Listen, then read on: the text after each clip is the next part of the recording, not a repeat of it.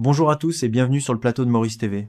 L'actualité de ce jour est marquée par un bras de fer sans précédent entre les institutions de la République et les réseaux criminels. La Financial Crimes Commission, FCC, fer de lance de la lutte contre le blanchiment d'argent et la corruption, se retrouve aujourd'hui sous le feu des intimidations.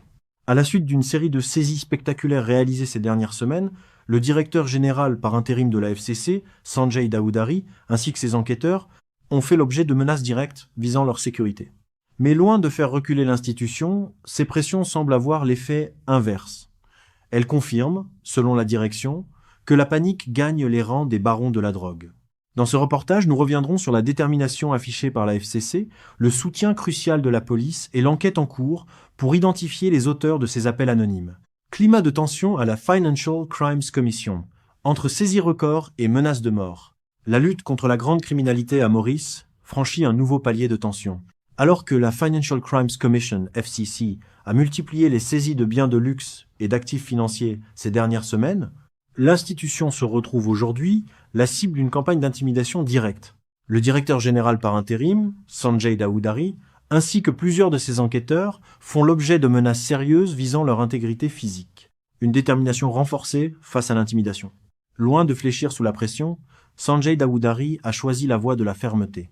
Dans une déclaration officielle empreinte de résilience, il a affirmé que ces tentatives de déstabilisation produiraient l'effet inverse de celui escompté par leurs auteurs.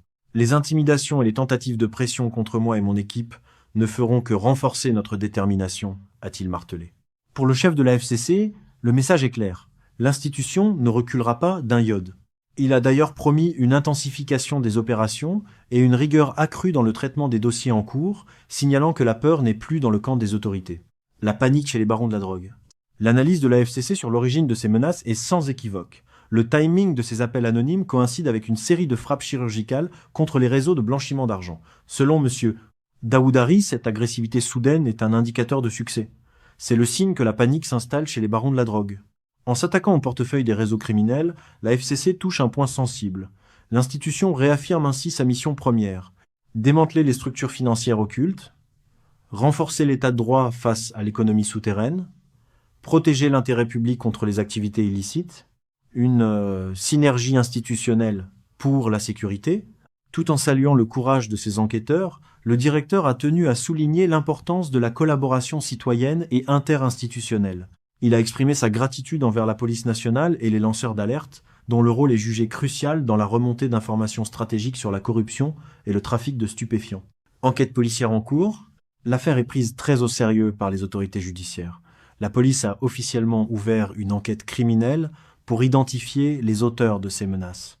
Les enquêteurs de la police technique tentent actuellement de remonter la trace des appels anonymes et des communications suspectes. L'objectif est de neutraliser ceux qui pensent pouvoir intimider les institutions de la République par des méthodes mafieuses.